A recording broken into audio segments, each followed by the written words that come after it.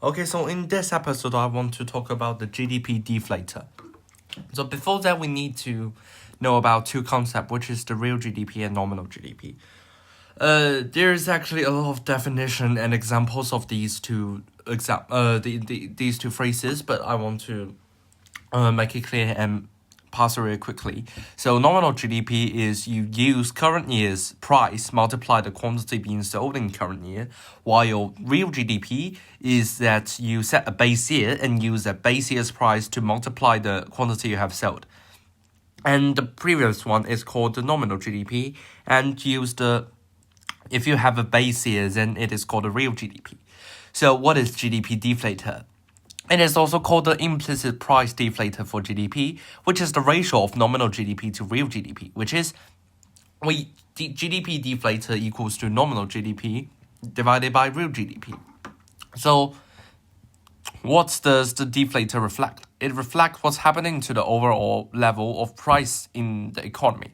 So if the economy system is currently experience an inflation, then the GDP deflator's value is bigger than 1 because we have a base year, and based on the base year, we have inflation every year. So leading to the nominal GDP become higher than the real GDP. While if we have a deflation, the GDP deflator will be less than 1 because nominal GDP is smaller than 1. The nominal GDP is less than the real GDP.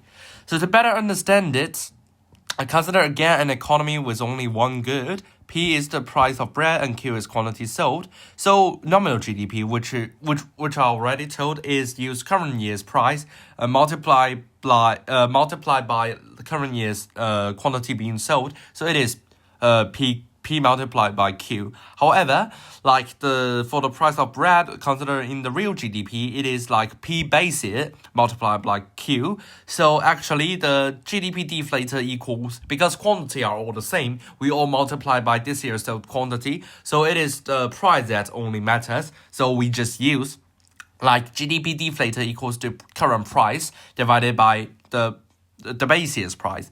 So definition of GDP deflator allow us to separate nominal GDP into two parts. One part measures the quantities and the other measures price. That is, nominal GDP equals to real GDP multiplied by GDP deflator. So we can also write real GDP equals to nominal GDP divided by GDP deflator. So we can see it is used to deflate nominal GDP to yield real GDP. And also, when we are calculating GDP, we have to have some chain weighted things. We have discussed real GDP as the price to compute this measure never change from their base year values. If this were truly the case, over time the price will be more and more dated. For instance, the price of computers has fallen substantially in recent years, while the price of year at college has risen. When valuing the production of computers and education, it will be misleading to the price that prevailed 10 or 20 years ago. So to solve the problem, they have the price used to compute real GDP. So about every 5 years, a new base year was chosen. The price was then held fixed and used to measure year-to-year changes in the production of goods and services until the base year was updated again. So it is how will we choose the real GDP's base year?